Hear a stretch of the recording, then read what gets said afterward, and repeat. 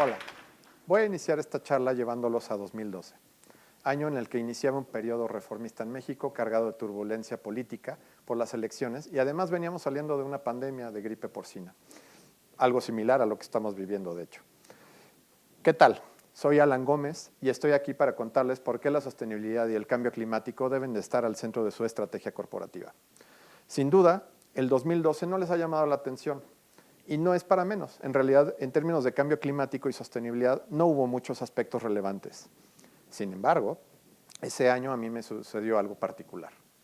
Estaba en un momento de esos que se conocen como entre trabajos, terminando mi etapa en una prestigiosa consultoría ambiental y regresando de un viaje personal. Un viaje de esos que se hace para reencontrarse. En ese punto recibí una llamada que inició sin darme cuenta un cambio trascendental en mi perspectiva de la banca y de las empresas. Como contexto, les cuento un par de cosas. Mientras terminaba la carrera, como a muchos de ustedes, me tocó trabajar para ayudar a mi familia en múltiples actividades que no necesariamente estaban conectadas con mi carrera. Al menos no aparentemente. Uno de esos trabajos precisamente fue el de un banco. La segunda es que debido al viaje mencionado estuve fuera del país aproximadamente un mes o mes y medio y al menos 1 o 2 días antes de mi regreso había cortado mi tarjeta de crédito y por estar fuera del país no había podido hacer el pago de la misma. Caramba, ¿a quién no le pasa, correcto? La llamada entró y respondí, recuerdo perfecto. Ya era tarde, se presentó Araceli e inmediatamente pensé que me hablaba para cobrarme, pero me detuve a escuchar. Acto seguido, Araceli me indica que Daniel Marroquín, el líder de sustentabilidad de Banamex, en aquel momento, hoy Citibanamex, quería hablar conmigo para invitarme a hacer una entrevista de trabajo porque estaban abriendo una área nueva. ¿Por qué recuerdo este acto? Primero por la coyuntura.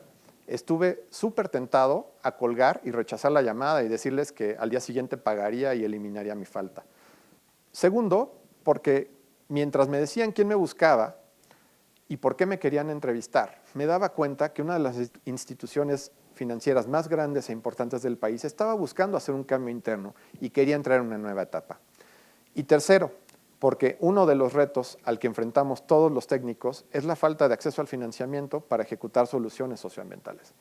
En otras palabras, no nos entendemos con los responsables de financiar y yo siendo ingeniero ambiental ya se imaginarán. Recordemos que en términos empresariales venimos pasando también por varias etapas que han ido sensibilizando y marcando cambios en las empresas.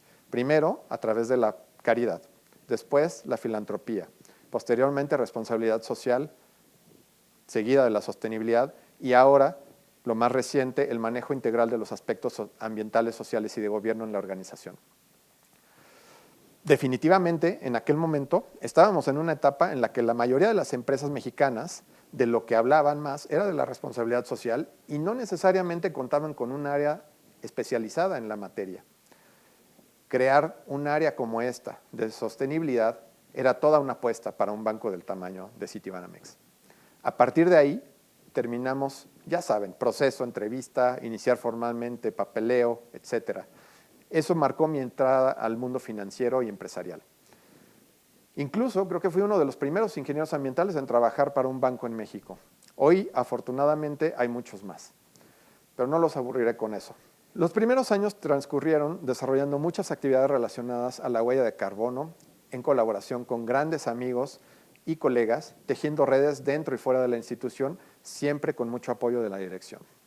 Por esos años también iniciaba en Naciones Unidas un movimiento muy fuerte para ayudar a la banca a redefinir su rol, para ayudar a satisfacer la enorme demanda de recursos necesaria para cumplir con los compromisos internacionales de desarrollo sostenible.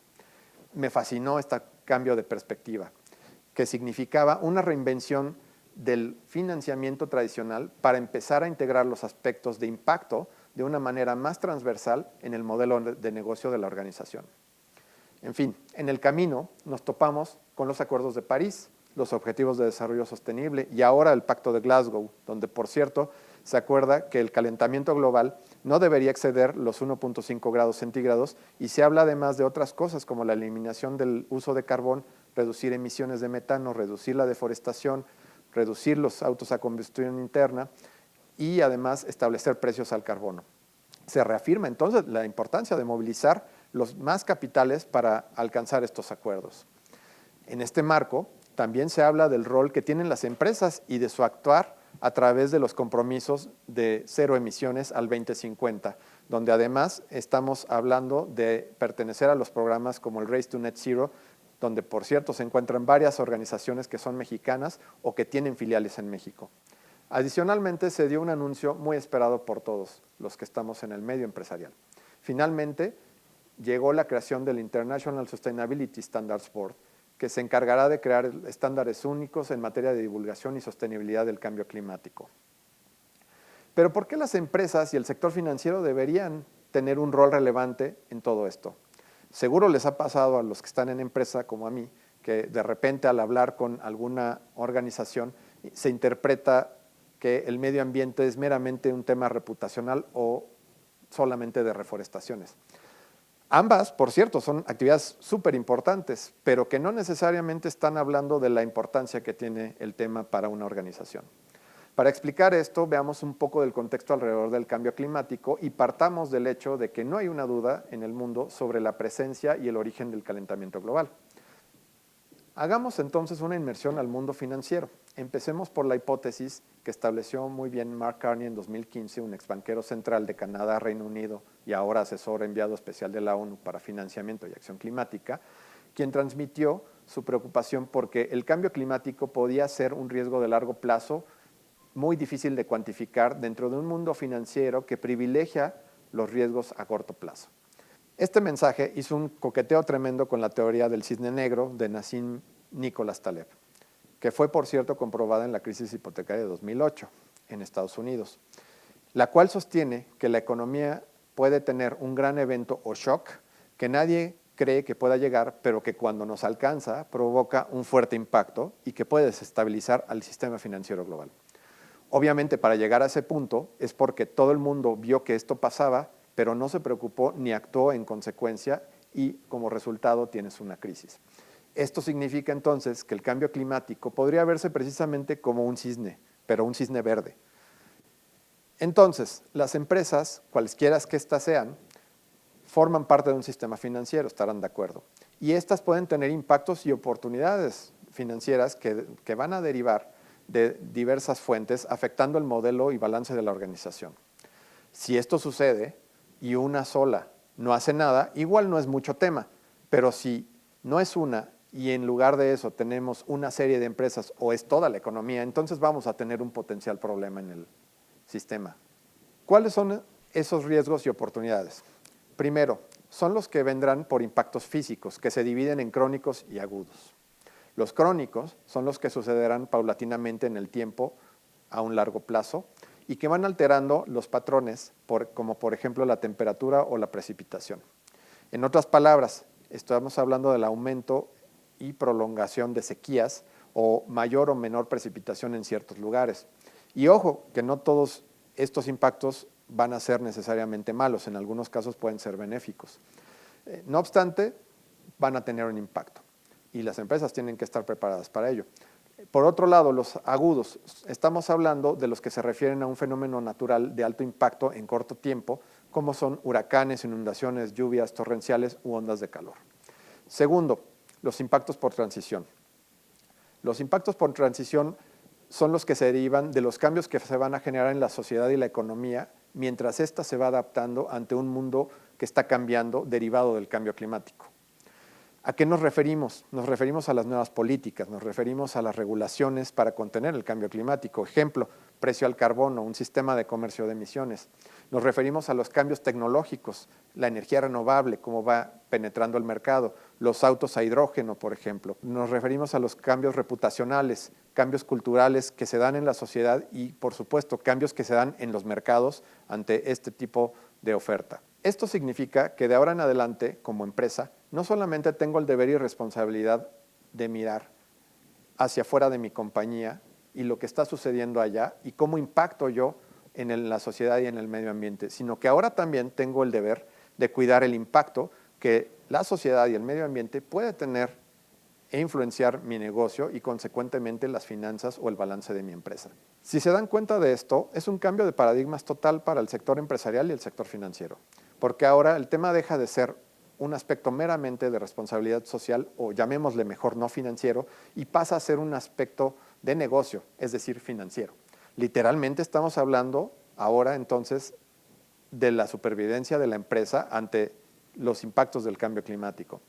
La buena noticia es que esta teoría no quedó en oídos sordos, como decimos en México. Los ministros de Finanzas y gobernadores de los bancos centrales del G20 pidieron a la Junta de Estabilidad Financiera a nivel global que se estudiara el caso para entender cómo el cambio climático impactaría en el sector financiero y cómo éste podría considerar estos impactos, ponerle un valor, vaya, en los procesos de toma de decisión. Para ello, en 2015, se creó el Grupo de Trabajo sobre Declaraciones Financieras Relacionadas con el Clima, también conocido como TCFD por sus siglas en inglés.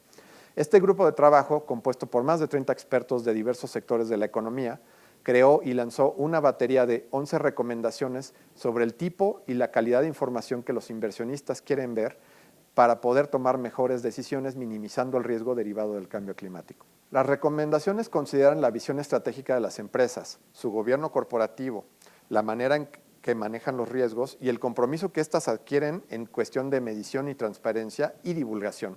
Es decir, hablan el mismo idioma y la concepción de cómo una empresa se debe manejar.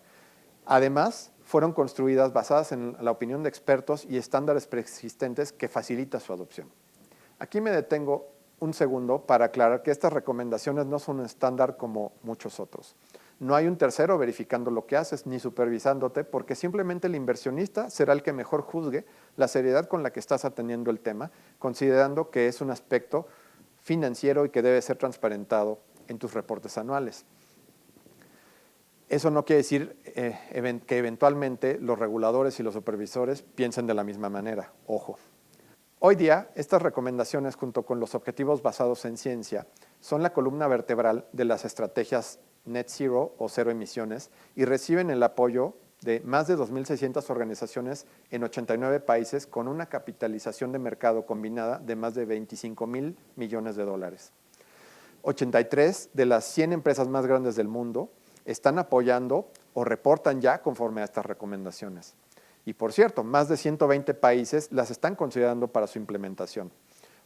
Una tercera parte de estos 120 países aproximadamente ya lo está regulando, incluyendo Europa, Reino Unido y en América Latina hablamos de Brasil, Colombia.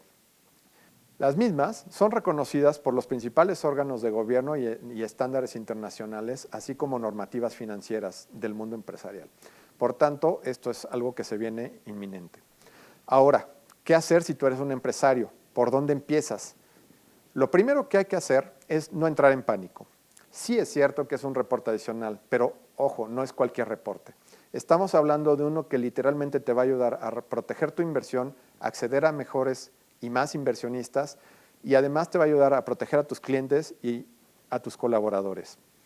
Todo esto en el camino de la transición hacia un modelo de negocio más amigable con el medio ambiente y la sociedad.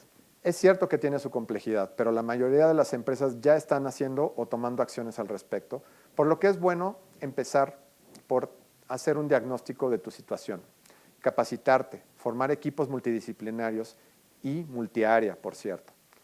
Lo más importante es sensibilizar a la alta dirección del reto que ya nos está tocando la puerta.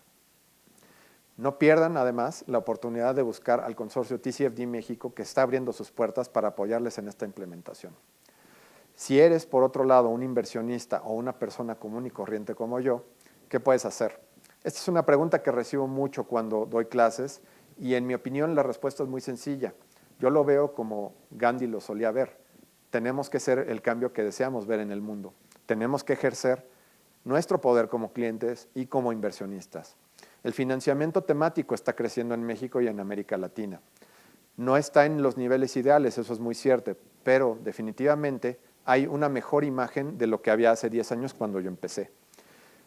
¿Cuántos de ustedes sabían que su banco, su Afore, su aseguradora, tiene la oportunidad de hacer esto y probablemente no lo está haciendo porque nosotros no se lo estamos pidiendo? Recuerden que ustedes son los dueños de su dinero, que cada peso cuenta, que tienen el derecho a decidir qué hacer con él y a dormir tranquilos por la noche si así lo desean. Afortunadamente, no están solos y las empresas financieras ya han empezado a darse cuenta de ello y están trabajando por generar una mayor oferta de valor para que ustedes y todos nosotros podamos acceder a servicios financieros sostenibles a través de créditos o fondos de inversión. Gracias.